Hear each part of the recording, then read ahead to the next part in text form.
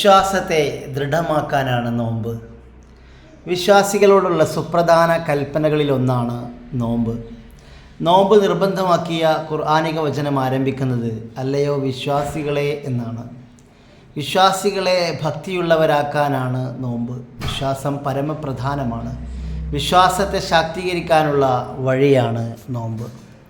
നോമ്പ് ക്ഷമയുടെ പകുതിയാണ് എന്ന് വിശുദ്ധ പ്രവാചക തിരുമേനി സല്ലല്ലാഹു അലൈഹി വസല്ലം പറഞ്ഞിട്ടുണ്ട്. മറ്റൊരു തിരുവചനം ക്ഷമ വിശ്വാസത്തിൻ്റെ പകുതിയാണ് എന്നാകുന്നു. നോമ്പ് വിശ്വാസത്തെ ദൃഢമാക്കുന്നതിൻ്റെ ഒരു വഴിയാണ് ക്ഷമ. എന്താണ് വിശ്വാസം എന്ന് ഒരു സഹാബി നബി സല്ലല്ലാഹു അലൈഹി വസല്ലമയോട് ചോദിച്ചു. അവിടുന്ന് പറഞ്ഞു, അള്ളാഹുവും അവൻ്റെ ദൂതനും മറ്റെന്തിനേക്കാളും നിനക്ക് പ്രിയപ്പെട്ടവരാവുകയാണ്. അള്ളാഹുവിനോടും തിരുദൂതരോടുമുള്ള സ്നേഹമാണ് വിശ്വാസം. സ്നേഹത്തിൻ്റെ സമ്പൂർണതയോടെ വിശ്വാസവും പൂർണ്ണമായി മാറുന്നു. ആരാധനകൾ സമ്പൂർണ്ണമാകുന്നത് സ്നേഹം പൂർണ്ണമാകുമ്പോഴാണ്. വിശുദ്ധ ഖുർആനിൽ അല്ലാഹു ക്ഷമാശീലരെയും ഗുണവാന്മാരെയും പശ്ചാത്തപിക്കുന്നവരെയും ശുദ്ധിയുള്ളവരെയും ഇഷ്ടപ്പെടുന്നുവെന്ന് പലയിടങ്ങളിലായി പറയുന്നുണ്ട്.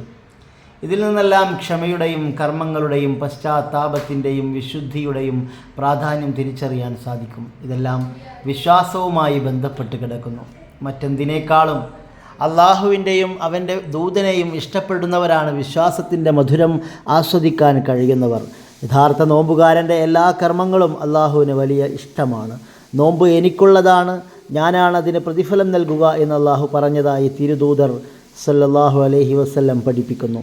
നോമ്പുകാരൻ്റെ ആമാശയത്തിൽ നിന്ന് വരുന്ന വായു പോലും അള്ളാഹുവിങ്കൽ കസ്തൂരിക്ക് തുല്യമാകുന്നു. ആരാധനകളിൽ അള്ളാഹുവെ ഓർക്കുന്നത് സ്നേഹത്തോടു കൂടിയായിരിക്കണം. തിരുദൂതരോടുള്ള സ്നേഹവും അനിവാര്യം. തിരുനബി സല്ലല്ലാഹു അലൈഹി വസല്ലമയുടെ നിയോഗവും ജീവിതവും സമൂഹത്തിന് ഏറ്റവും വലിയ ഗുണമായി. ഈസാ നബി അലൈഹിസ്സലാം ഒരു വിഭാഗം ആളുകളുടെ അടുത്തുകൂടെ നടന്നു പോകവേ അവർ ആരാധനയിലാണെന്ന് കണ്ടു. എന്താണ് അവരുടെ ആരാധനയുടെ ലക്ഷ്യം? അവർ സ്വർഗം ആഗ്രഹിച്ച് ഇബാദത്ത് ചെയ്യുകയാണ്. മറ്റൊരു വിഭാഗത്തിൻ്റെ അടുത്തെത്തിയപ്പോൾ അവരും ആരാധനയിലാണ്. അവരാകട്ടെ കത്തിയാളുന്ന നരകത്തെ ഭയന്നുകൊണ്ടാണ് അള്ളാഹുവിനെ ആരാധിക്കുന്നത്. അപ്പോൾ ഈസാ നബി അലൈഹിസ്സലാം അവരോട് പറഞ്ഞു, നിങ്ങളുടെ കൂടെ നിൽക്കാൻ അള്ളാഹു എന്നോട് കൽപ്പിച്ചിട്ടില്ല. പിന്നീട് ഈസാ അലൈഹിസ്സലാം മറ്റൊരു വിഭാഗത്തെ കണ്ടു. അവരും ആരാധനയിൽ തന്നെ. അവരുടെ ആരാധനയാകട്ടെ അള്ളാഹുവിനെ സ്നേഹിച്ചുകൊണ്ടായിരുന്നു. ഈസാ അലൈഹിസ്സലാം പറഞ്ഞു, നിങ്ങളോട് കൂടെ നിൽക്കാനാണ് എന്നോട് കൽപ്പിക്കപ്പെട്ടിട്ടുള്ളത്. സ്വർഗം ആഗ്രഹിക്കുക സ്വാഭാവികമാണ്. നരകത്തോടുള്ള പേടിയും വലിയ കാര്യം തന്നെയാണ്. സ്വർഗലബ്ധിക്കും നരകമോചനത്തിനും ദിനേന പ്രാർത്ഥിക്കണമെന്ന് തിരുനബി സല്ലല്ലാഹു അലൈഹി വസല്ലമയുടെ നിർദ്ദേശവുമുണ്ട്. എന്നാൽ നരകവും സ്വർഗവും അള്ളാഹുവിൻ്റെ സൃഷ്ടികളാണ്. നരകത്തിനും സ്വർഗത്തിനും അപ്പുറം സൃഷ്ടാവായ റബ്ബിനെ കാണാനും അവൻ ചെയ്ത അനുഗ്രഹങ്ങളെ ഓർക്കാനും അള്ളാഹുവിനോടുള്ള ഇഷ്ടത്തിൽ അലിഞ്ഞു ആരാധനയിൽ ഏർപ്പെടാനും കഴിഞ്ഞാൽ വിശ്വാസിയുടെ ജീവിതം ധന്യമായി. സ്വർഗത്തോടുള്ള സ്നേഹം, സ്വർഗത്തോടുള്ള ആഗ്രഹം വളരെ പ്രധാനമാണ്.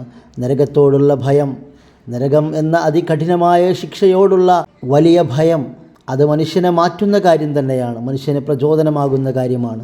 അതുകൊണ്ടാണ് വിശുദ്ധ ഖുർആനും തിരുനബി സല്ലല്ലാഹു അലൈഹി വസല്ലമയും ആ കാര്യത്തെ വളരെ ഗൗരവത്തോടെ പല സന്ദർഭങ്ങളിലായി വിശ്വാസികളോട് ഉണർത്തിയത്. എന്നാൽ അതിൻ്റെ എല്ലാം അടിസ്ഥാനം അള്ളാഹുവിലുള്ള വിശ്വാസമാണ്. തിരുനബി സല്ലല്ലാഹു അലൈഹി വസല്ലമ പഠിപ്പിച്ച ജീവിത പാഠങ്ങളാണ്. അതിലൂടെ അള്ളാഹുവിലേക്കെത്താനും അവനെ ഓർത്തുകൊണ്ട് ജീവിതം കൂടുതൽ ഭക്തി നിർഭരമാക്കാനുമുള്ള പ്രേരണയാണ് ഉണ്ടാവേണ്ടത്. ഈ ലക്ഷ്യത്തിലേക്കുള്ള ജീവിതയാത്രയിൽ നമുക്ക് വളരെ വലിയ ഒരു അവസരമാണ് നോമ്പുകാലം. അത് നേരം പോക്കിനല്ല, പരമാവധി സമയം നേട്ടമായി മാറ്റാനാണ് ശ്രമിക്കേണ്ടത്. ഒരർത്ഥത്തിൽ ഒരു പരീക്ഷണശാലയാണ് നോമ്പുകാലം. വിശ്വാസത്തെ ദൃഢമാക്കാനുള്ള പരിശീലന കാലം. അതിനായി നമ്മുടെ സമയങ്ങൾ നമുക്ക് മാറ്റിവെക്കാം. അള്ളാഹു തൗഫീഖ് നൽകുമാറാകട്ടെ. ആമീൻ.